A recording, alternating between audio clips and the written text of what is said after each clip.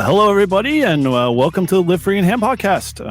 I'm Eric, call sign N1JUR, and this is the place where we like to explore ham radio topics in New Hampshire, New England, and beyond. Thanks for tuning in into the show, and hello to everybody on the live stream if you're on the live stream. And we have a special guest tonight. Maybe you might be into Minecraft. Or you might be a Minecraft fan. And of course, you're definitely going to be in ham radio if you're watching this show. So you're definitely going to want to stay tuned. But before we get going into the discussion, let me do a little introductions here. So I'm here with one of my co-hosts, Todd, W1CJ. Good evening. And our esteemed guest, Lucas, W1BTR. Nice to meet you. All right. And those that are wondering where Ryan is, Yes. W1SNH, he is flying over, heading out west to do some training and I believe go to an air show. So he's unfortunately unable to be with us tonight. But if you're watching, Ryan, we're thinking of you. Yes, we're jealous we're not with you. Yeah. All right. So, but although we've got some great stuff going on tonight, so he will definitely be missed, but hopefully he's tuning in. So, just a couple of things before we get into our regular show here. You're probably wondering where you can find us going forward. Obviously, we've got our podcast gets released every 2 weeks. It's a bi-weekly show, and every month we always host a live stream on our YouTube channel. So. The way you can be in the know is if you obviously check our socials, head over to our YouTube channel, subscribe, make sure you hit that notify bell so you get notified when we actually release a live stream. And as one of the other things, a big thing coming up for us is in October on the 14th, we will be at Nearfest. We're working on some of the details with that. We're hoping to do some live streams and some interviews there. We're going to be doing some giveaways. So definitely come by, check us out.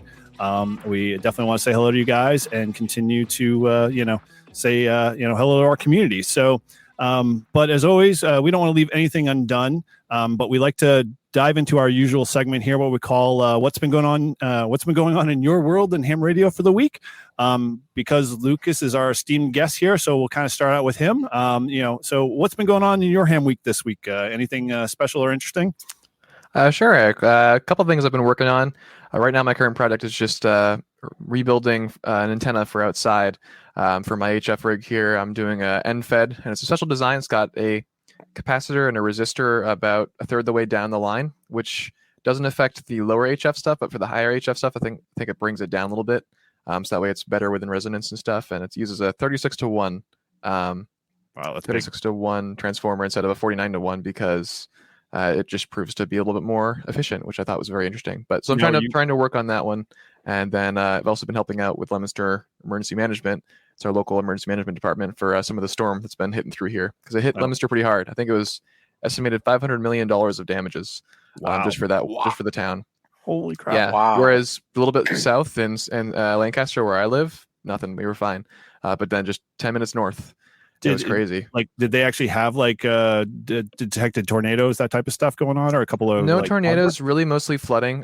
We had, I think, still 60 houses to pump out when I left on Tuesday night, and then we had roads closed down and sinkholes and just damage of all sorts. We had cars floating around and people on top of cars in a few streets, which was insane.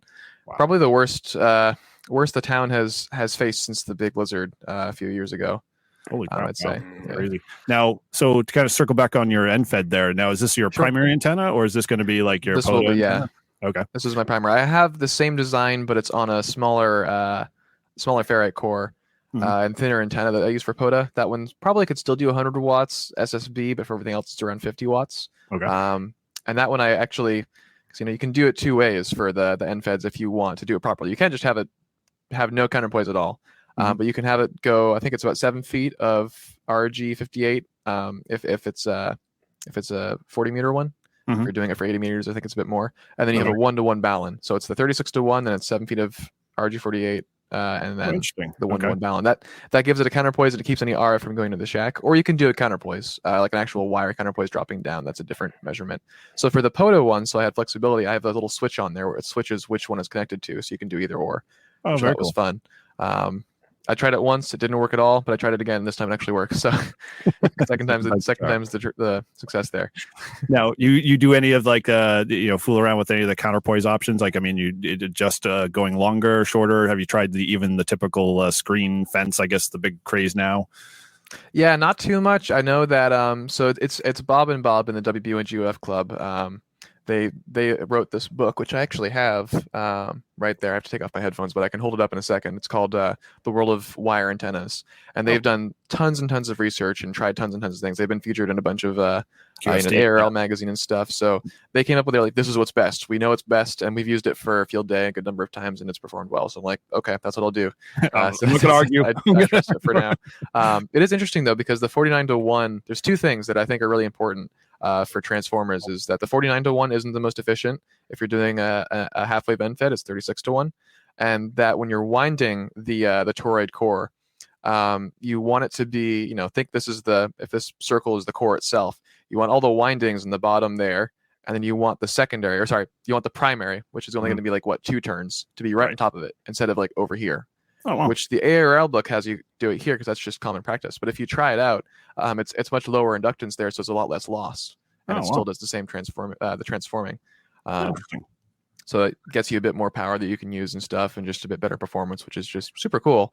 And I have to get in fights with people online because, like, that's not what the ARL book says. That's not what I've learned. I'm like, I know that's what we've always done, but like, just because we always do it doesn't mean it's right, And don't be afraid to try new things and mess around. Like, maybe I'm wrong. I don't know. Try it yourself. But right, you won't know you're wrong, or you won't know you have a different way until you go out there and try it. Right. I mean, that's exactly the biggest thing that I think YouTube has done well for ham radio is that hey, just go out and try it. You never know what's going to happen. The mesh screen thing took off like a wildfire because everyone's like, oh wow, it's a great ground plane, and it's like, yeah, it's way better than putting out 60-foot radial. So yeah, I'll have to try that out. Here, let me hold up the book real quickly because I have it right here. Cool. I just want to give them a shout out because it is a very good book and it's well written and it answers a lot of questions. But it's this one right here. Not the most interesting cover, but it's Wire Antennas, 160 meters to 70 centimeters, Concepts, Constructions on the Air by Bob Glorioso, WNIS, and Bob Rose, KC1DSQ. Oh, very cool. And we'll put that in the link in the show notes. That way, people can grab it on Amazon or YouTube or wherever and make sure that they have that. So very cool. Awesome. All right. Well, cool. That sounds like you've been quite busy with that for sure. So, so what's going on with your bench, your week?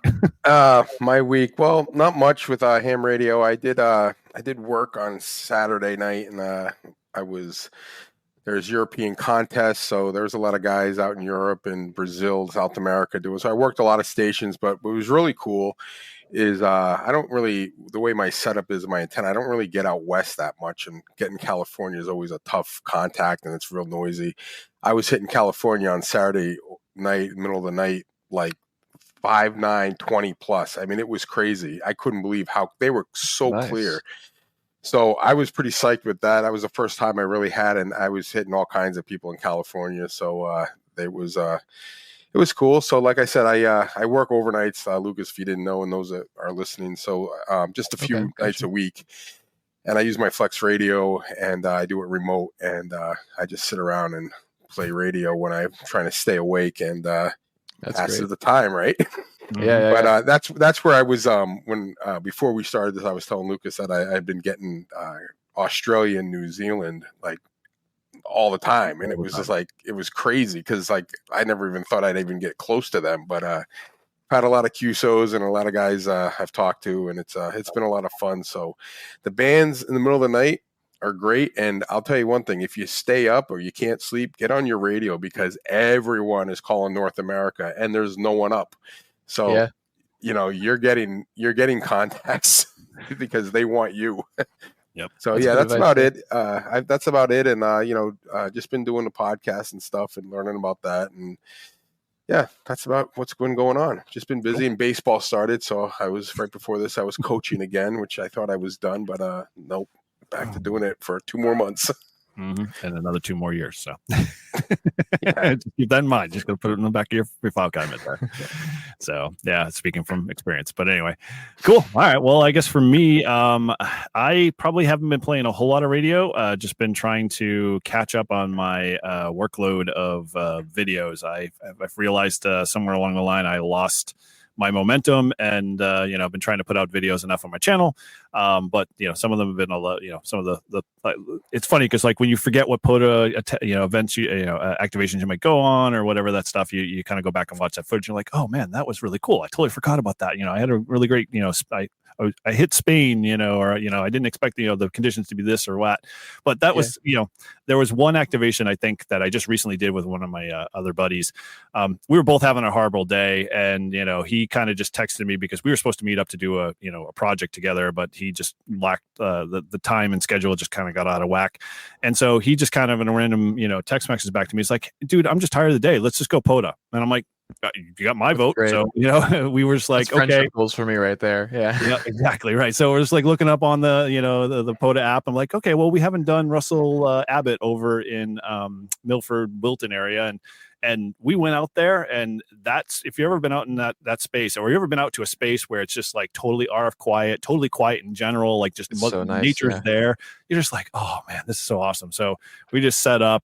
It was raining sort of a little bit in the beginning of the day, but we're like, we're not going to let this bother us. And then at that point, the sun broke out, and the weather kind of just changed for the good. And it was just like, okay, we walked away with 52 contacts, totally had awesome conversation. Nice. Just like you said, you were just this is life for me. So I am like, all right, dude, we gotta remember this when we're having crappy days. I don't care, let's just yell POTA and we're in the car and going.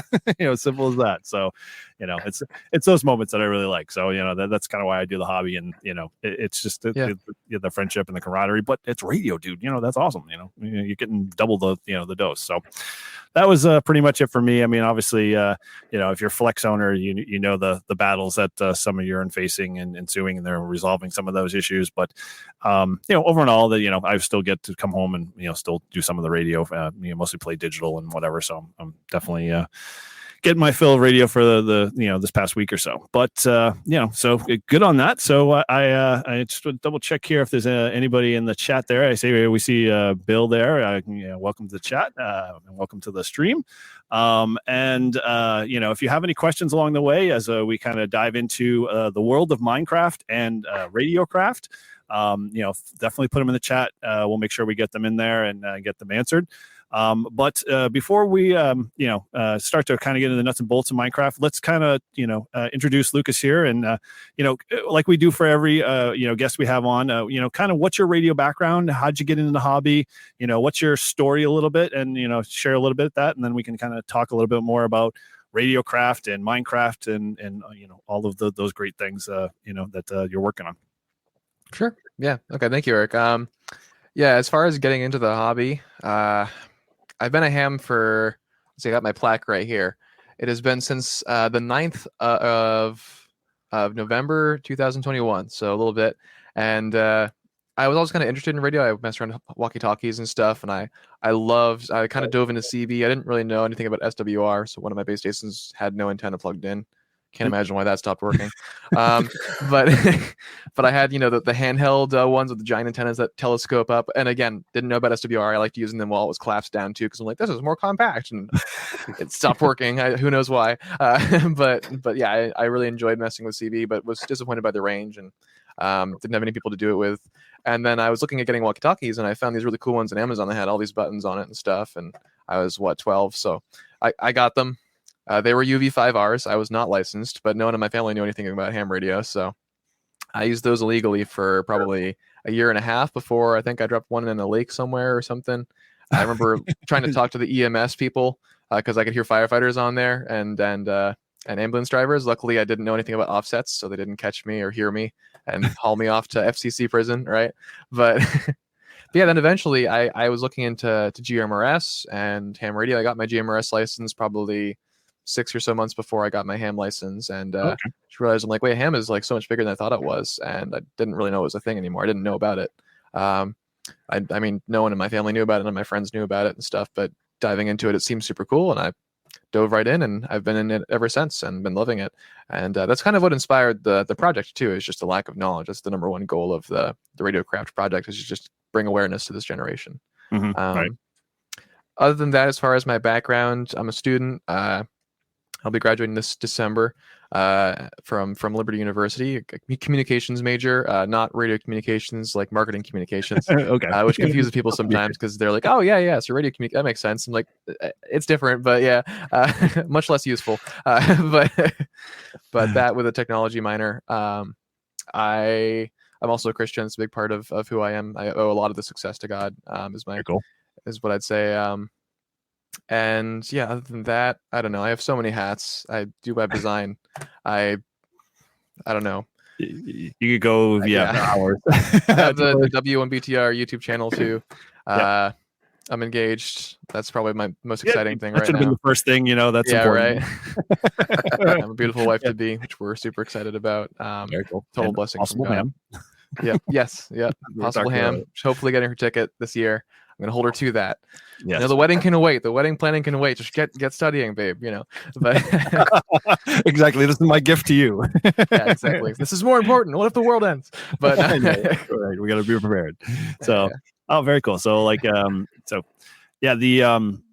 it's interesting kind of how your background kind of just blends through most of your life and everything. And I'd have to say, if you didn't get into communications, you might want to get into QA for radio testing and stuff like that, because I'm sure a lot of manufacturers would value your testing abilities and IPv7 confirmation and certifications and whatnot. So I do cool.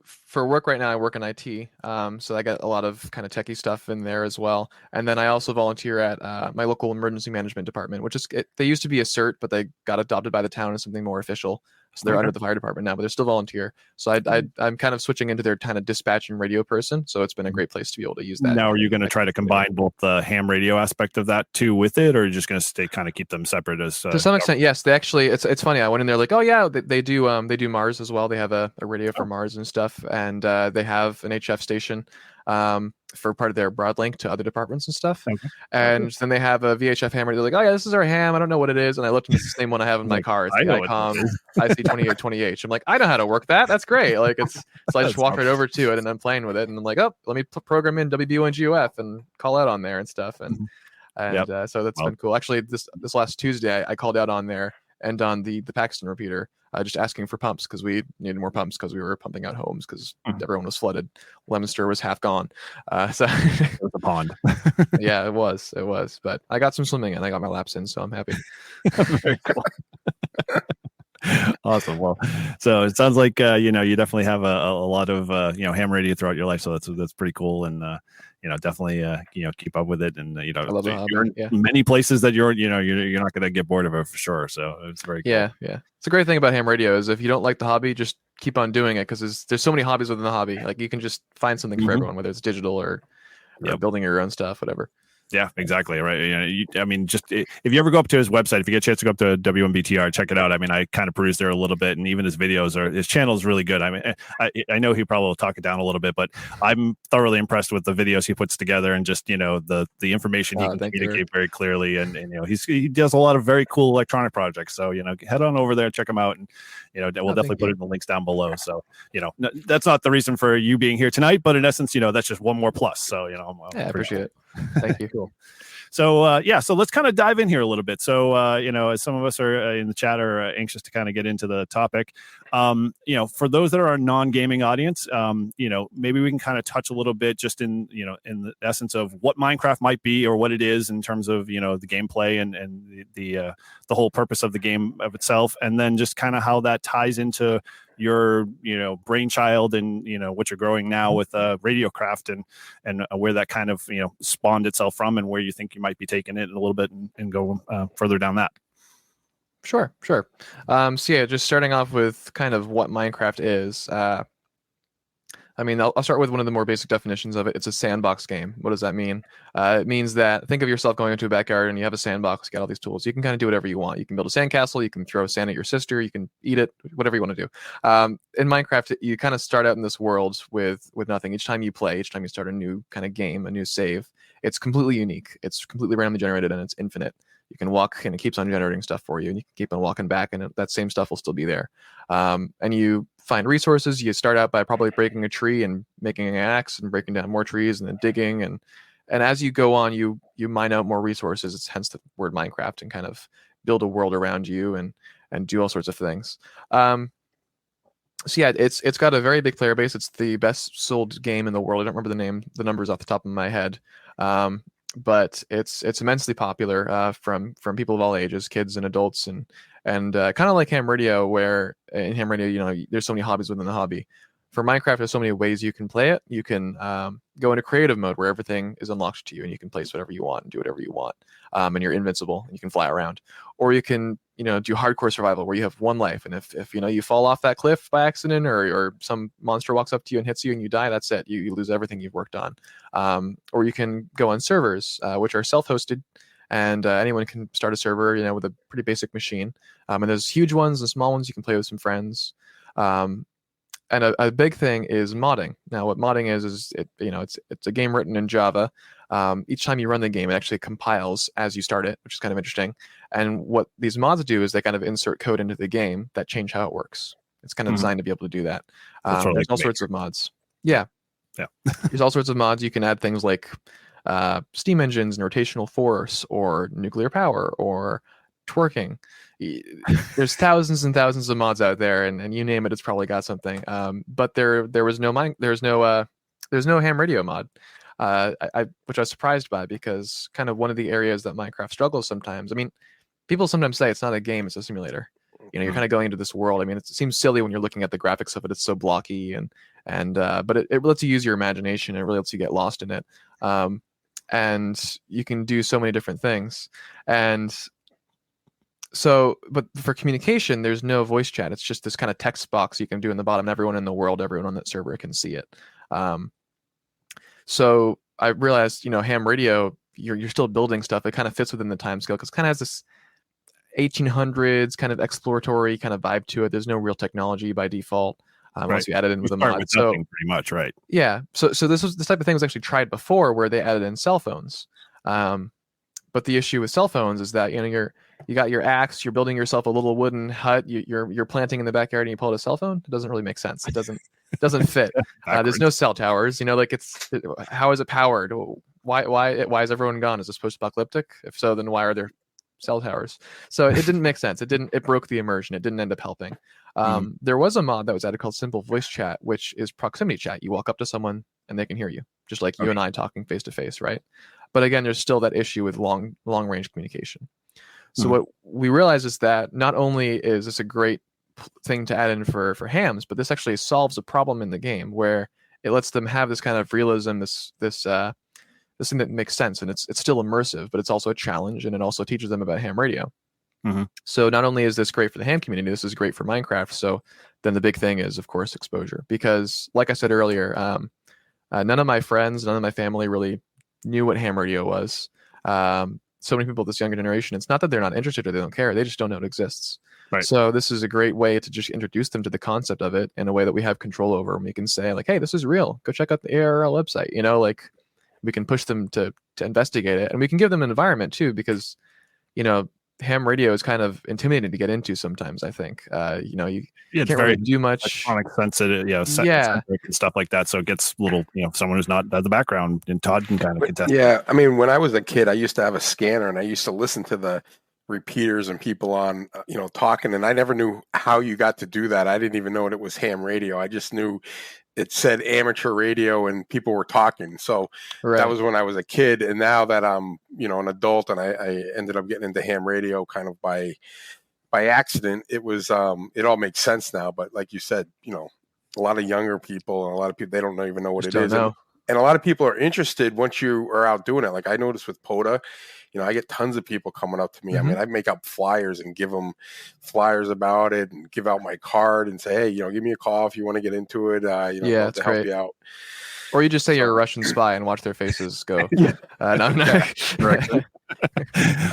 So basically, you've got this established, kind of world that you get to create in some, form with others or yourself. I mean, I assume it's probably very much better to have others involved than usually, doing it, on your own little world. But it's super scalable. It can just be you and your brother and your father, or it can be a big public server that everyone's on. and it's almost infinite, right? So like I haven't been. I'm kind of talking from this respect that my Minecraft when it came out, like version 1 is when I kind of played with it, so it kind of dates me a little bit. But in essence, the world itself kind of is almost endless. So it's like it's not like you know as you stop, you get to a wall and you're penned in, and you know whatnot. You kind of just continue to expand. So it's infinite space a little bit. Yeah, the way that works is it generates them in individual chunks. So as you walk forward, if it's like, hey, no one's been here before, it'll use what's called the seed, which is a long random string, to generate a unique new space that you can walk into that's unique to this world. And then you keep on going, and it just keeps on generating and folding out before you, kind of like a rolling magic carpet in a way. And then it saves that, and it unloads them, but it saves them. So really the only limit is your hard drive. Eventually, you know, you might have to upgrade your storage or something if you keep on making more stuff. And I think there, by default in servers, there is kind of this world limit where you walk up to it, and it does keep on generating, but like you can't walk past a certain point, just so that way players aren't purposely kind of just making the just rolling, right? Forever, right? But for context, you know, if you were to walk in a straight line in one direction from the center of the world, which is where you start out, it would take you days, like literal real world days, to get there. So it's immensely huge comparatively. But ultimately, you know, in that sense of like this a vast expanse space, you know, ham radio kind of plays really well into that, you know, that realm, because in essence, you know, we deal with propagation and a whole bunch of other things, which, you know, I think you're going to get into it a little bit, so I don't want to steal too much of the thunder. But, you know, it talking with my daughter who has played with some of those mods where you mentioned with the cell phone and the, you know, the voice chat, that it lacks a little bit, like you had mentioned, in the spaces where you can't really have a two-way or feel like you're, you know, immersed in the, you know, the game itself. So I think, you know, where you're coming in with ham radio, this really just makes things just that much more, you know, fun, and people get to understand what ham radio is. And so maybe kind of talk a little bit about, so we've kind of established the world itself. So what made you think of the mods themselves and where you kind of wanted to take it, and, you know, and then maybe kind of, you know, talk a little bit about some of those mods, and then, you know, we can go a little further down that rabbit hole. Yeah, great question. I mean, I've always played Minecraft myself. I mean, I do it less now, but I do still sometimes, you know. I don't really grow out of it, but I've grown out of having time, I guess, more so than out of enjoying it, because your playstyle changes as you grow. And there's one mod I really love that's called Create, which does add rotational force, and it's complex, but also really fits within the style of the game. And that style there, where it adds a lot, but also just still feels like it's part of it. It doesn't feel out of place. Like, again, like that cell phone, like it just doesn't feel like it fits with the game. I really wanted to keep that same vibe where it just looks like it belongs there. It looks like it belongs on that block. It's not completely different. And yeah, I had the idea of like, this should be a thing. It's not a thing. Like, there's some worlds, some servers that are like, there's one that kind of is a replication of like a zombie apocalypse. There's a server out there where they have custom mods and stuff, and they have like, I think, a handheld radio where if you're within a certain area, you can hear, which is great, but it's also only on that server, and it's not open source, it's not public, and it's still so limited as to what you can do with that, and they take a lot of simplification. As far as people are concerned, it's still just a walkie-talkie that they can buy at Target. It's not a ham radio. Okay. So then I was looking at it, I'm like, okay, what would it take to make this happen? And I'm realizing that the big issue is that the people that are making the mods, these Java developers, there's not a big crossover of these, you know, Minecraft playing Java developers that do this for fun, and ham radio enthusiasts that know, like, even if they wanted to make it, they don't know enough about it to be able to make it from the ground up, right? So having worked with development before, not Java development, unfortunately, but with development and being familiar with mods and the limitations of what these Minecraft mods can do and can't do, I realized, okay, I can probably combine these two things and make a big sheet of, you know, describing what the features are and the algorithms and all the things that are required, and then just give it to the developer and be like, hey, make this code just here, you know, and that's exactly what we did. And I think it really started, I want to clarify, I wasn't like, you know, gold heart in my chest, like, I'm going to do this for ham radio. I had a school assignment that was due. Okay. I didn't want to do it. I was procrastinating, so I just started clunking away at this and typing, and soon enough I had 81 pages. So, and then I submitted it. People suggested, I think it was the YARC Discord server, YARC, Young Adult Radio C. I don't know what C stands for. And they're like, submit it to the ARRL and IRC or whatever it was. And I submitted it and was like, okay, kind of forgot about it somewhat. Was still hopeful. And I still remember the day I got that email where it just said, hey, you've been awarded the grant. I'm like, oh, great. I got a grant. That's great. And I'm like, $23,000. Wow. You know, like, just, oh, wow. Mom, get the camera. Get the camera. You know, like, it was on the great. lottery. Yeah. Cool. And of course, awesome. It started up the exact same time that school was starting up again, and like that's the same time that I started meeting Abby as well, and like dating her and stuff. And so like everything was just crazy, but great at the same time. And but yeah, so that's kind of where that idea came in. So, Lucas, we got a question from Liam Blue Breeze. He's asking, is the mod on Bedrock or Java Edition? And if on Java, what update?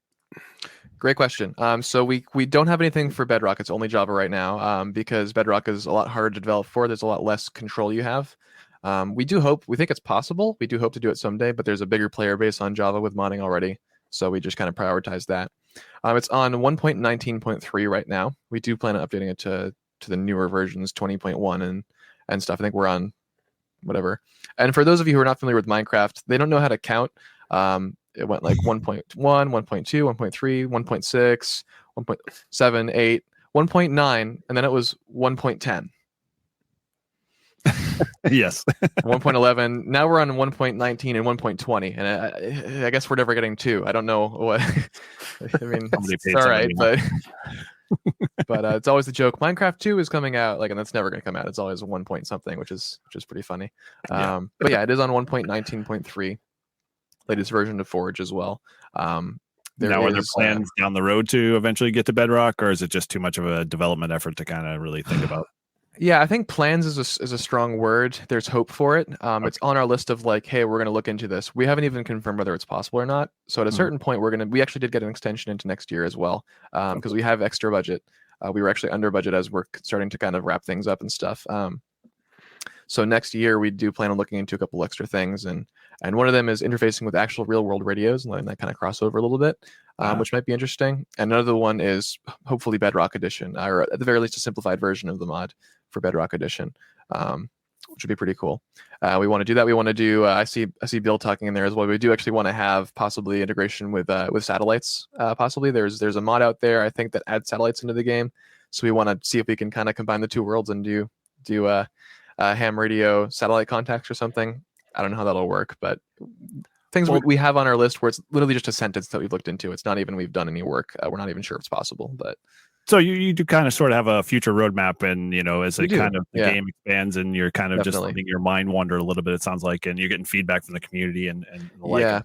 You're adding to that was a big thing too with this original idea too of like when I got the sheet together, I was like, okay, I wonder if this would work, and I think I posted it on the amateur radio subreddit, and I got the front page for like 2 days straight, and there was just tons of excellent feedback and stuff, and even the developers. I talked about it on the mod development Discord, like, hey. Any developers that would be interested if we did actually get a grant for this? And there was a lot of people like, this is so cool. Can I share this and stuff? And wow. And so we included that in the grant proposal as well. We've improved, like we included screenshots of that, and I think that helped as well. But the community has been so helpful. The Discord server, let me open it up, and I can get a link for you guys as well to post in the chat. Yeah, we can definitely do that. Now you have an actual true like RadioCraft website page that kind of elaborates a lot of that stuff that we can definitely put in the show notes. But yeah. That kind of covers a little bit of the proposal grant that you put out and some of the stuff that you already started. But a little bit, yeah. We're currently kind of redesigning that. I was hoping to have it done a bit sooner, but with school picking up again from our last semester, I haven't really had much time. But it's going to be revamped soon because right now it's still like, hey, we got a grant. We're working on this. And we're kind of trying to transfer it over to like, here's this thing we made. Here's how you use it. And have it be a bit more helpful because it's a bit outdated right now. But it is radiocraft.w1btr.com. I already own the subdomain, so I figured I might as well use it. And but yeah, we've got I think just over 120 or so, 150 users on the Discord server, and only like 15 of those are our development team, and only a couple of those are actually lead developers. Yeah, so we've got a big group of people that have helped out, and we only have like 2 developers that we pay, and the rest are kind of volunteers that have helped out with like opinion and stuff and helping out and that thing. And it's been a lot of help. It's been great. And the community has been so excited for it, which has been fun. Cool. So kind of like we obviously been kind of skirting around a little bit of just the mod itself and some of the functionality in it. And again, as Lucas said, it's still in a process and still growing and still expanding and making changes and whatnot. So, but there's definitely some of the stuff that, and maybe we can kind of step back. You kind of kicked this off a little bit at the Ham Exposition, 3 weeks ago, I think is right around now. Yeah. And how was that welcomed? I know I went to the Friday session and I was like, are there any adults here? Because there were a lot of younger kids and whatnot. And I was like, oh wow, this has got a big draw. So kind of what was Right. your feeling and takeaway from some of that stuff when you started to release it out into the wild a little bit? Yeah, the Friday one was a bit tough because it was originally advertised as like, hey, come on over and we'll help you bring your laptop, we'll help you install the game and stuff. And one person brought their laptop out of all the people that were there. So we're kind of like, I guess we're not going to do that. We'll just talk about what it is, and that's what we did. And yeah, I think one of the people at the expo said, one of the staff came in and said, actually, no, it was one of the ARRL staff. I forget. I feel bad that I'm forgetting her name. She walks in and she says, this is the most young adults and youth that we've seen in one room in this place in quite a while. So this is a good thing, which is great. It's been a while since my audience has been kids for anything I've done. So it's kind of interesting to kind of adjust it and stuff, and kind of fun though as well. And just seeing the excitement on their faces and stuff of like, this thing my dad always makes me do.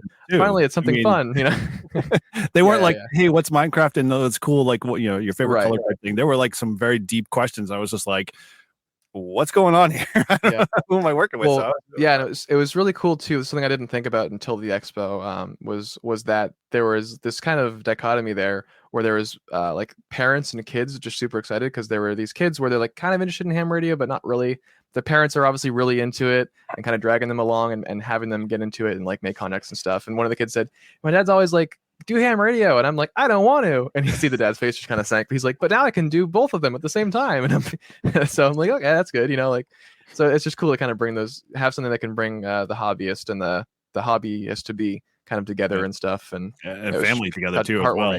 Where it's exactly, yeah, that's very cool. It's kind of heartwarming to see. It's actually pretty brilliant because I always said, kids that have struggled in school, right? But I haven't met a kid that struggles at video games. I said, if you could educate kids through video games, like that's a brilliant idea. And that's basically what we're doing, right? What you're doing right now is you're basically introducing ham radio into something everyone loves to play, or people who play it. All these young kids love to play it. And that's a kind of that's their initial love, say, is the game. And now they're going to get this new part to it that they're going to be able to learn. And then that might expand them into the, getting more into the hobby. And it's just really introduction and the exposure.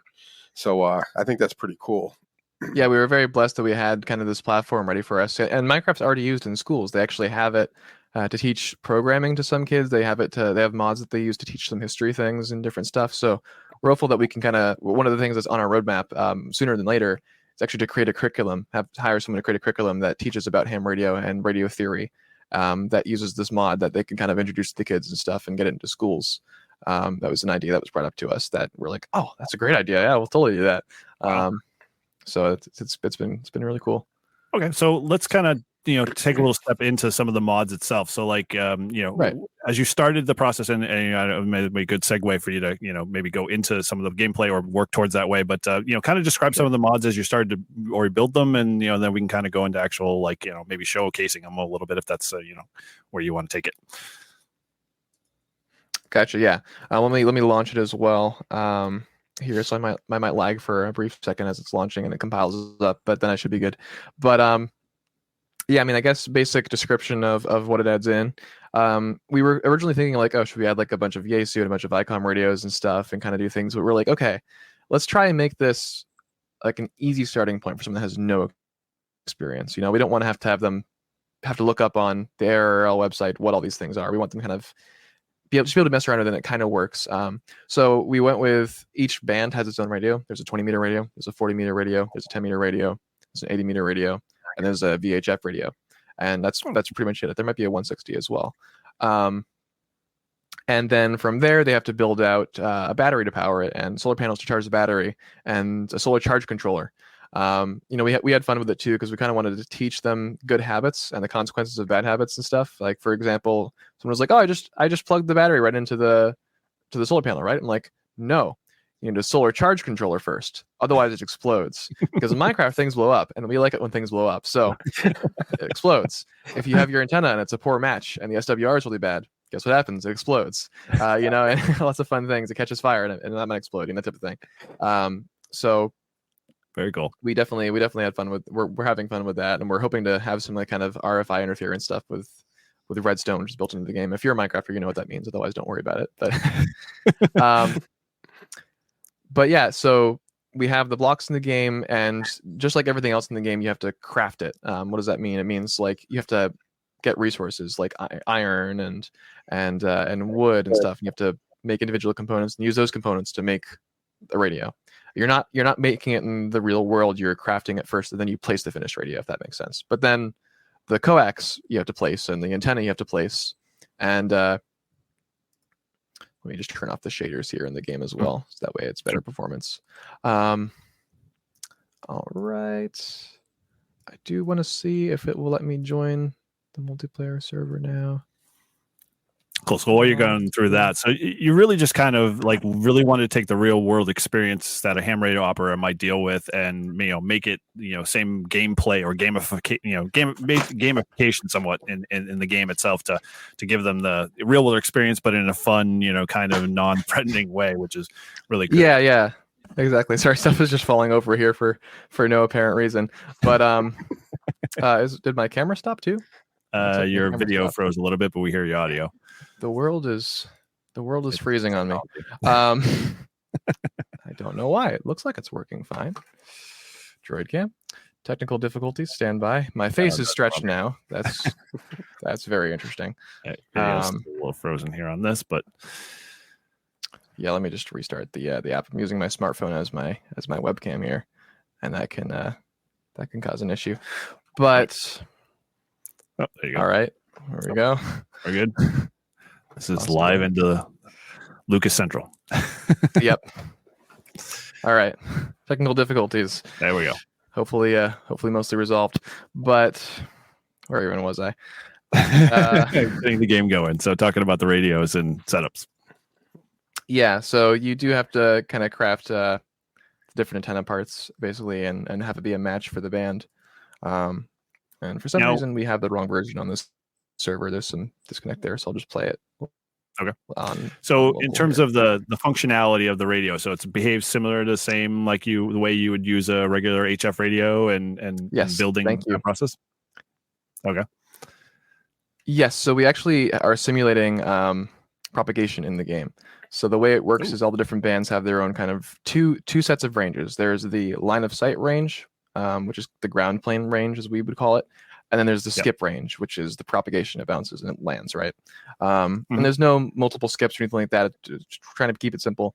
But now there's one issue that might come to mind if you're familiar with Minecraft as well, is that say you have a small server that's just you and your two kids or something, and maybe one other friend, right? It's going to be a very different experience that you're going to want than a huge server that has hundreds of players spread out across the whole map. You're going to want it to be a bit more condensed. And so all these different settings of like what those ranges are actually configurable. And by default, they're a lot smaller than what it would be in the real world, because otherwise, you would have to walk for 7 days to get out to just the 10-meter range. You know what I mean? So it is simplified. But as far as propagation, we also have solar weather that affects that. So that means there's like 6 or so different events that could be going anytime. And there's always one. It's either just normal propagation. It could be good or great propagation, or like a solar storm that's causing like 10 meters to open up and actually have a skip range. Wow. Or it could be really poor, or it could be a total blackout even. And we plan to have the block modeled, but the settings are there and it works, but there's no user interface to actually make it work. We do have a solar weather station as well, where it will tell you what the current conditions are and stuff, and it's designed to replicate a teletype machine, so it's yes, we wanted to have a kind of a nod to that and make it look good.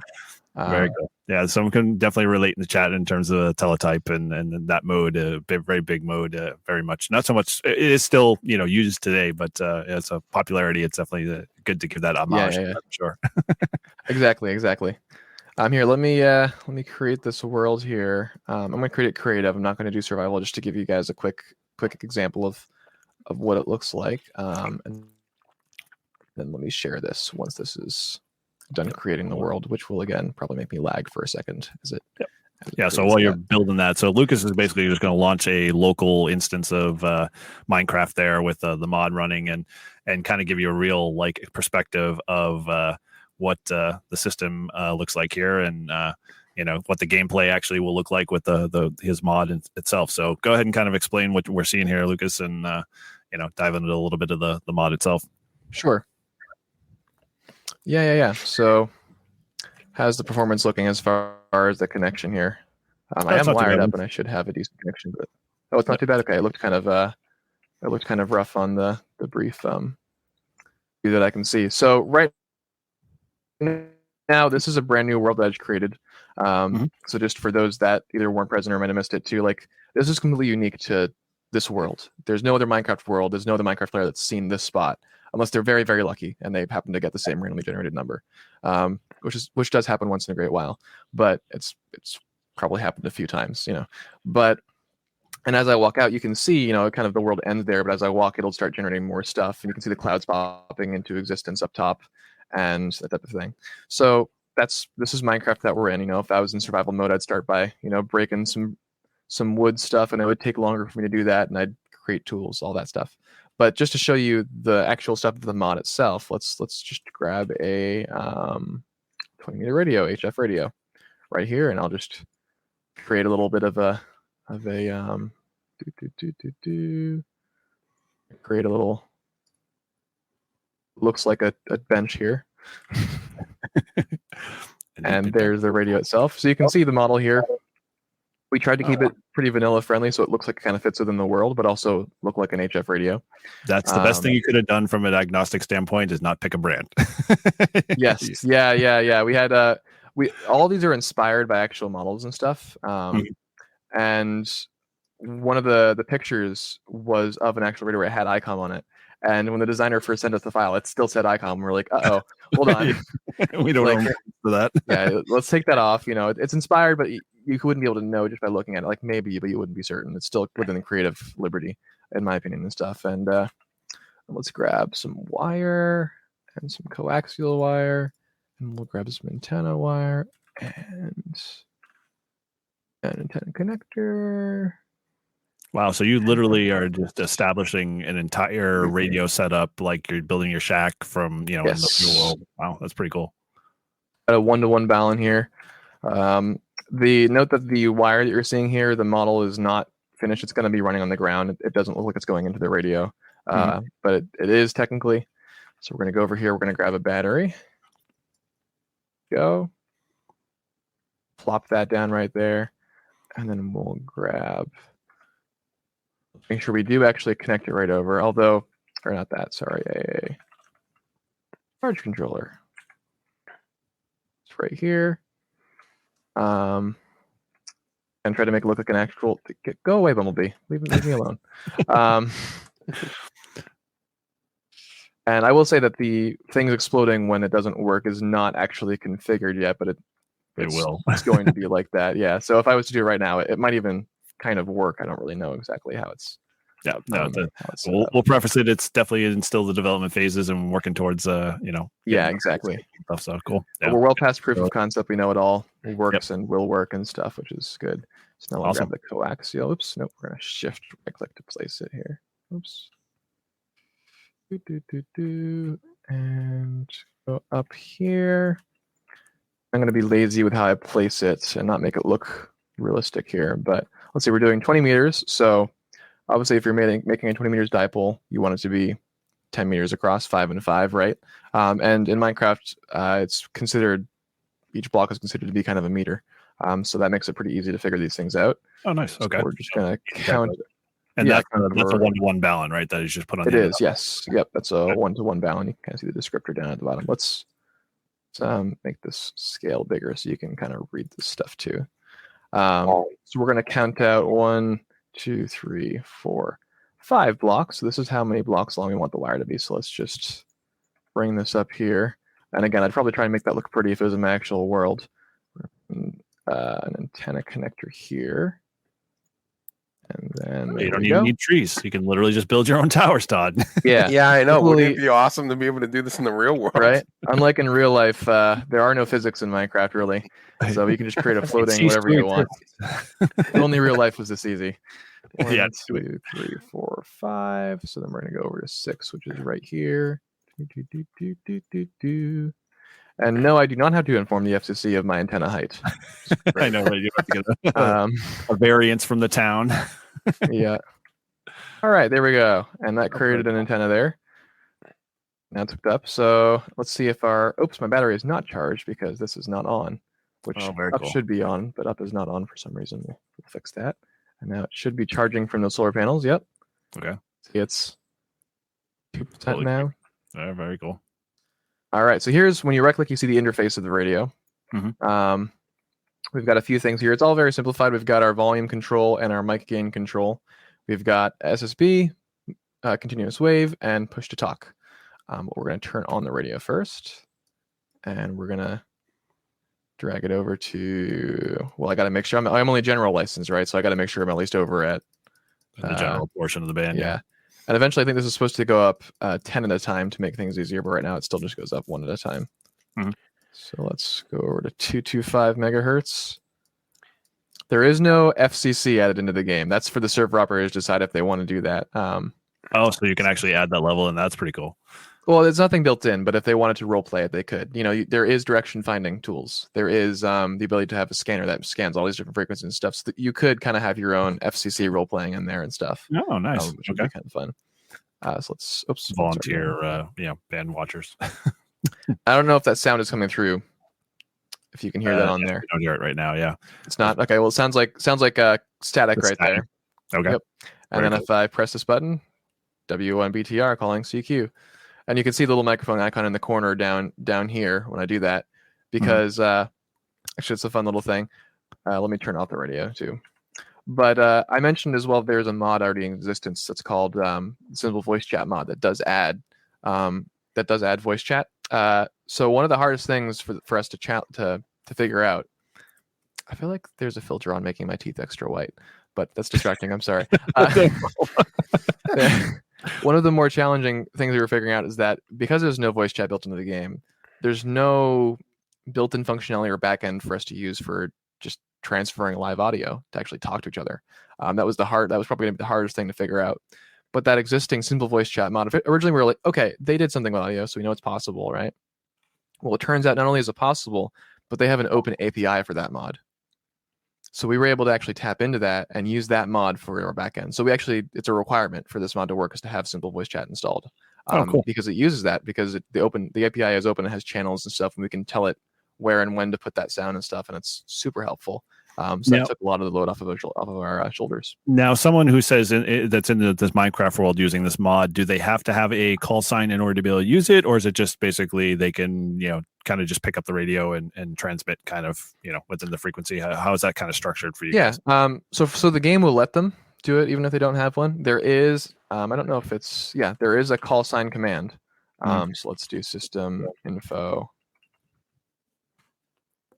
So I think there's call sign. What is it? Set system info W1BTR. So now if I check, because you can check to see, hey, what's the call sign for my friend here? And it would say that. And if I was to do, I think W1BTR, it should say, okay, no, it doesn't, but it will say, that system info that has that call sign. And ideally, only server operators would have access to that command, so they could be like, hey, in order for you to get a call sign, you got to go through this little area where there's a test or something like that. If they wanted to, they have total control over what they want to do. You can establish your own FCC. Exactly. And where that comes really useful is in 2 areas. One, in repeaters, you need to have a call sign in order to set up a repeater within the interface. And then also there's going to be, drum roll please, APRS. Not full APRS. Okay. It's not super realistic, but it's recognizable at the very least. It will have location, it will have beaconing that repeats out. And you can also use it to send messages or send files, which in Minecraft it would be a book and quill or a book or an enchantment book or a map. You could send any of those things to another player, and it will it requires a T&C. I don't know if that block is in the game yet. Here's the digital interface T&C, which it's not set up yet, but that's what you would need to put next to your radio, and it would it'll light up and stuff and show. And then if you look in here, this one actually doesn't have it, but I think it would be over here, a little icon. For most of them, there's a little green light and a red light and a blue light. Red light means you're transmitting. Green light means you're receiving. Blue light means you're doing something with the digital interface there. So yeah, we plan on doing that. And there's also going to be text chat as well in there. And there is also Morse code here. And again, you can't hear it, but That's but done it does through actually just work an in ATT button per se, not like an act. Will you have a keyer mod down the road? Is that the plan? Exactly. So we're looking into it. We really wanted to use like the space bar or something, but there's no easy way to do that within Minecraft Forge's API, which Forge is the model this is built on, which is kind of the program that loads in these modifications for you. There's no built-in way to interact with the keyboard unless you're in a text box. Okay. So kind of trying to figure it out. For now, it's just that. That's cool. That's a start. That's awesome. It works, right? So wait for them to mess around with it. And it goes further as well. So at the very least, say they're like, oh, I can't quite hear you. Let's do this, and I can at least get a word out, or they can use tap code or something like that because that's super simple, and introduce them to it. But so in your repeater side of things, on the VHF UHF side, are you like kind of establishing the typical model that we have in the repeater world, where your CW IDs and that type of stuff, and people can all chime in through the voice at the same time? Yeah, exactly. So there is a CW ID, and for all these things, people can talk over each other. Let's just set the time to. Well, we don't want to leave our equipment out in the rain, apparently. Yeah. Oh, quick! Someone get me a tarp! Oh no. No, but there will be because repeaters aren't functional yet, but there will be an input and an output frequency and stuff. And there's both handhelds that you can use, which that is in the game. It's a VHF handheld. You can see it in my hand right here. Cool. And those you'll be able to configure it with a CTCSS tone and an input and output frequency. Oh, very cool. Nice. So yeah. Now, I assume for like the non-ham person, all of this stuff is a pretty much either a quick FAQ or they can follow through with that process. How would they know those components? Is there a way to is there an education process along the way that you can kind of teach them using that stuff? Yeah. So there's a couple things. The first one, this is something that I think helped us hook the ARL, is in the game there will be the ARL handbook, which they can right click and open up, and it will have an interactive kind of guide and stuff. And that's another thing that I'll be working on because it's hard to outsource that because a lot of this is kind of my brainchild and stuff that it would have so much back and forth that it would be just as much time as if I was to do it myself. So it's on my to-do list to add that in and to work on that because we have the code for it done. It's just kind of like the design work, if that makes sense. Yep. So we're going to have that. And then we're also going to have a very brief wiki on the website as well, kind of helping out in some videos to help people get started with things and show things because there's different styles of learners, right? Right. So yeah, that's kind of our goal there. Okay. So we got a question in the chat from Liam. He is saying basically, does the mod work with Optifine, I should say? Optifine, yes. I can show that right here. It was giving me some performance issues for a second when I was doing it while streaming, but we'll see if this plays nicely. One bug I've noticed a couple of times has popped up is that the antenna wire just disappears, even though it's still there. So what he's asking is, this is actually running with Optifine right now. Optifine is a mod that just increases your performance. It makes it work a bit better by optimizing some code. But you can also use it to add in shaders. Like, see how much prettier the world looks now? Oh, nice. If I set nice the weather clear, you'll see there's actually going to be shadows, and there's like God rays is what it's called, where there's like different stuff, and it just makes it look a lot better.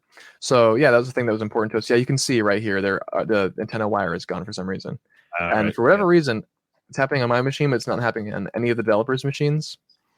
Classic development issue, Yes. Works on my machine. We got the code. But, yeah, I don't know what's going on, but same issue is happening right here. But other than that, it works. And what's interesting too is the shadow is still there. You can see there's a shadow right there from that wire. The line, yeah. Very shadow's still there. Wait.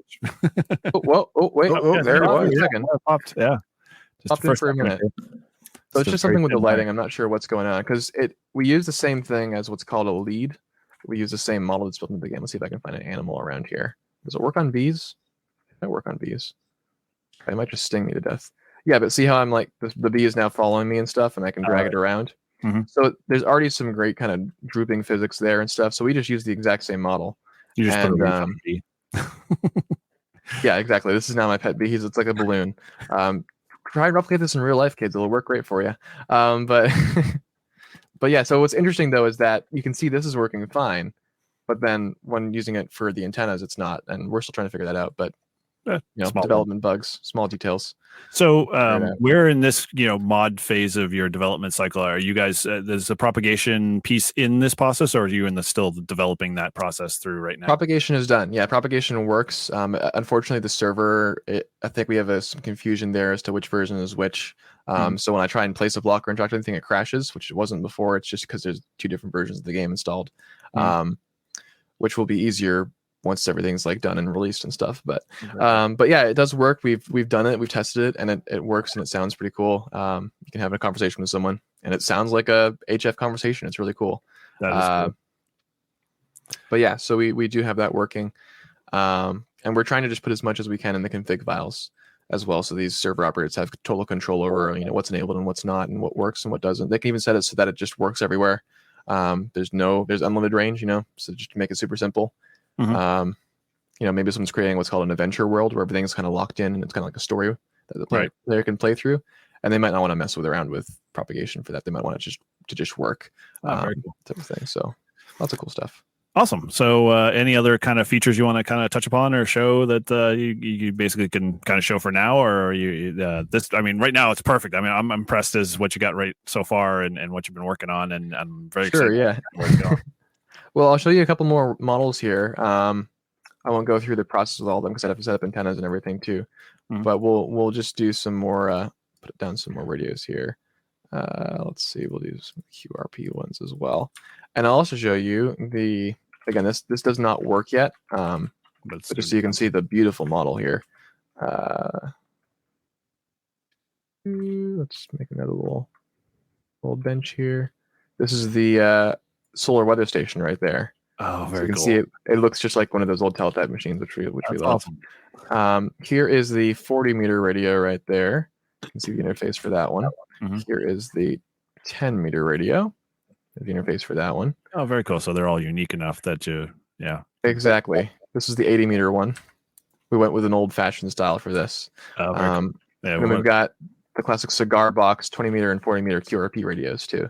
Oh, dude, that's cool. That's awesome. That no display just flashes when you're on the band edge, I believe. Oh, nice. Assuming the radio is on. Yeah, you can see it's lighting up as you get to the edge there. Yeah, that's impressive, dude. Tons of cool little things. Those are so satisfying to look at, in my opinion. I just think those are so cool looking. You covered all the bases, dude. Literally, you got all the radio bands and all the different styles, and then you got the QRP. Like, when QRP is like the perfect stuff at this point. It's like it's icing on the cake. So that's awesome. That's very cool. Well, and one cool thing, so you'll notice we're kind of in this kind of birch forest right here. If I press the debug thing, you can see right here it says biome. I don't know if you see my mouse. Biome birch forest.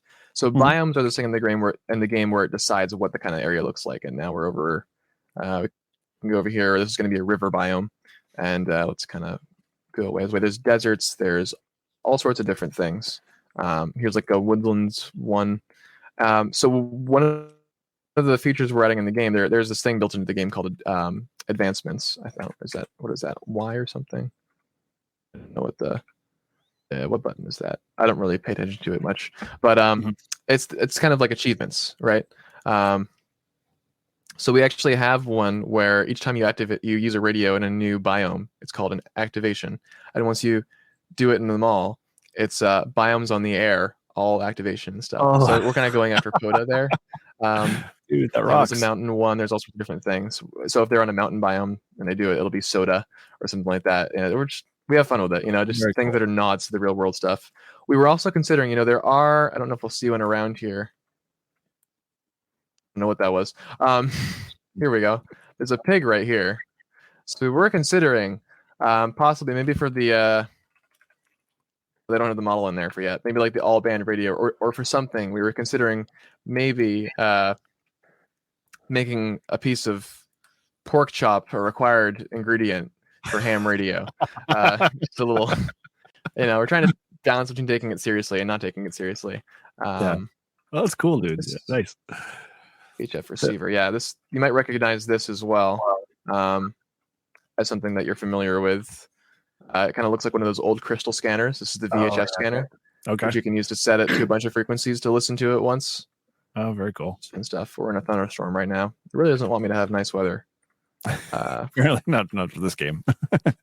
But so do you also you obviously talked about propagation. Are you considering, or is it built in currently, or the process, the thought of soil conditions affecting propagation, that type of stuff, or is that down the road?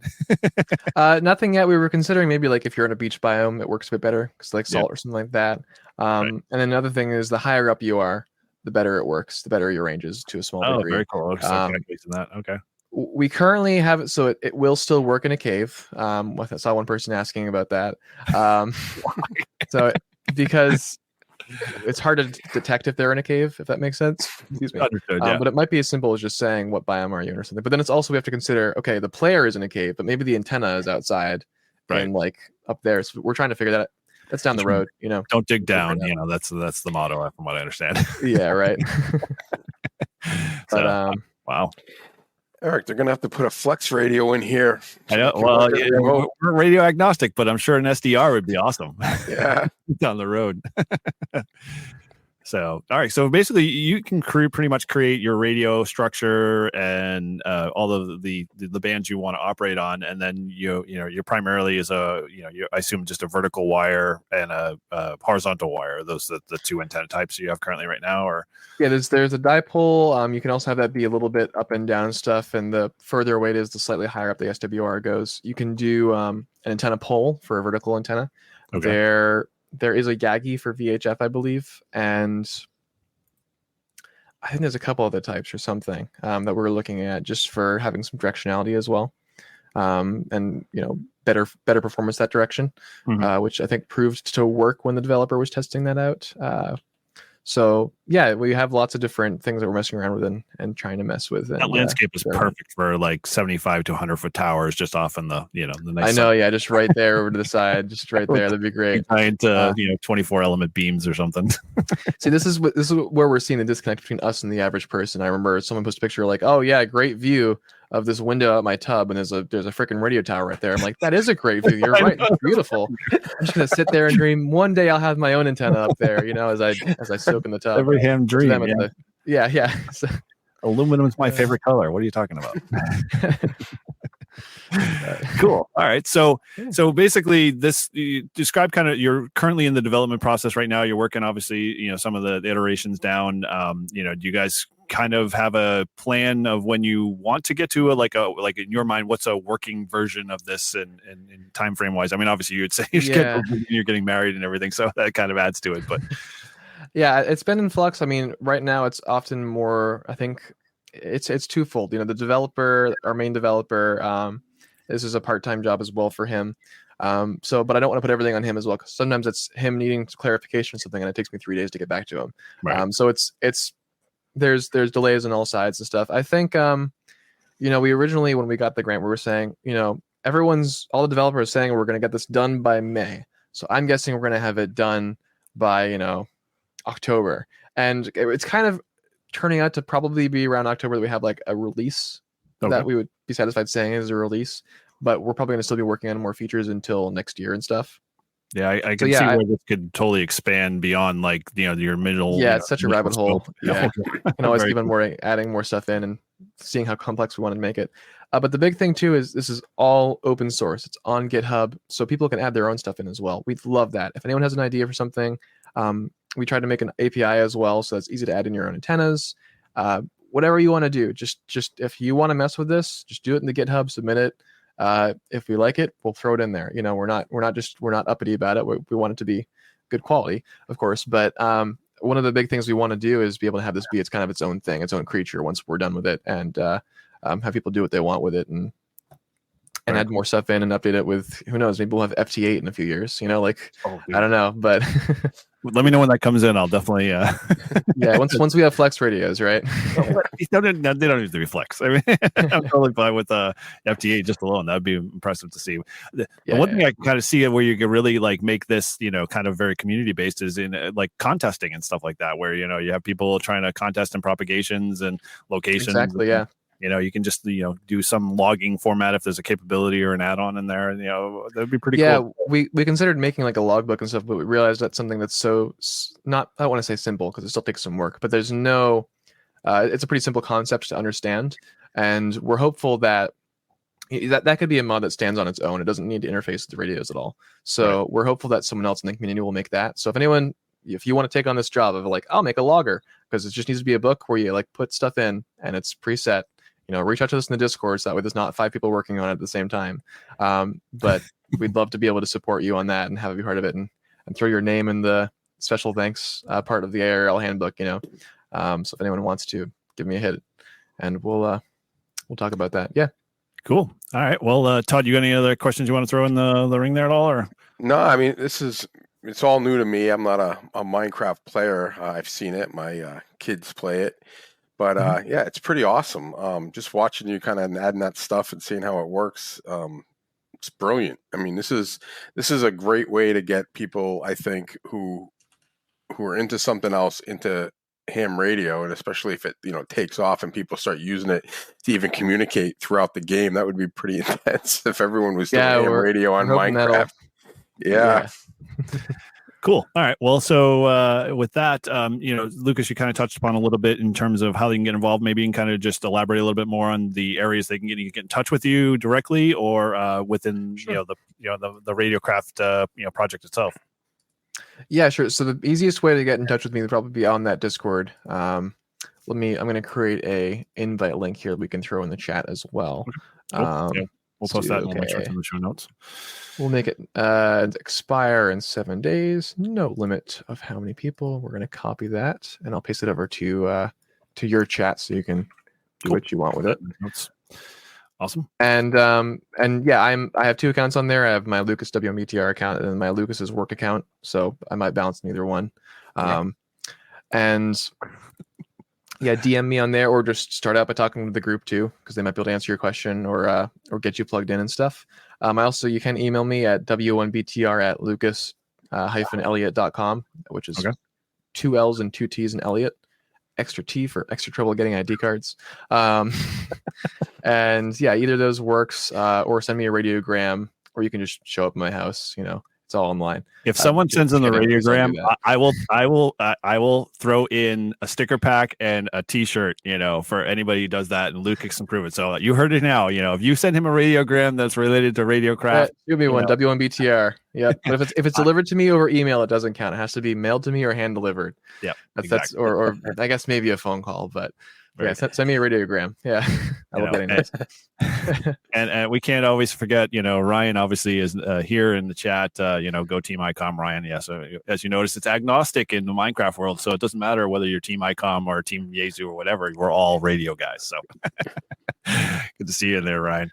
Cool. All right. Well, so let's kind of wrap things up here. We're just a little bit over our usual hour, but again, thank you for coming on, Lucas. This was such an awesome treat. I'm impressed with the game, and super excited to see how this kind of unfolds. And I'm just going to keep spreading the word as I bump into people, especially like the younger generation that's younger than me, because I'm old, at least according to my friends. But for what it's worth, it's they definitely, I'm sure, would benefit from this, and just it opens the doors for ham radio and just getting them in there. Great, so awesome job with that. And one of my favorite phrases for their product too is like, I want to create an environment where they can mess around with ham radio without worrying about breaking their equipment, or worse, the law. There's no laws they have to follow here, unless they're like on a server and they have to follow the server rules or something. But they can try around and they can mess around. They can see what it is to a certain degree in a safe environment, because there's no way to do that right now. So I think that's just a really helpful tool. Very cool. All right. Well, hey, let's wrap this up. So again, thank you guys for those in the chat. We appreciate all the questions, and definitely keep checking in. And again, if you haven't subscribed to our podcast, you can definitely head over to our website. And we always are looking for reviews on the show. Go over to iTunes to fill those out, and if you do leave one, we will make sure we read it on the show next time we record. And as always, you can connect with the show on social media for the latest information, our content, and when we do our live shows. And as always, with every show, and as every YouTuber is, there's definitely some costs involved. So, you can always support the show through Patreon and buy some beer links. And those are all on our website and in the show notes below. Every bit definitely helps, and we appreciate those that have been, helped us out in the past. And the last piece, if you want to contact any of our hosts, or contact information, as always, can be found on livefreeandham.com. And as always, thanks for watching and listening. And this show will definitely be converted to our podcast in 24 hours, so you can definitely catch it there too as well if you're part of our stream already on our podcast side. And with that, from all of us from Liveringham, 7-3. 7-3. 7-3.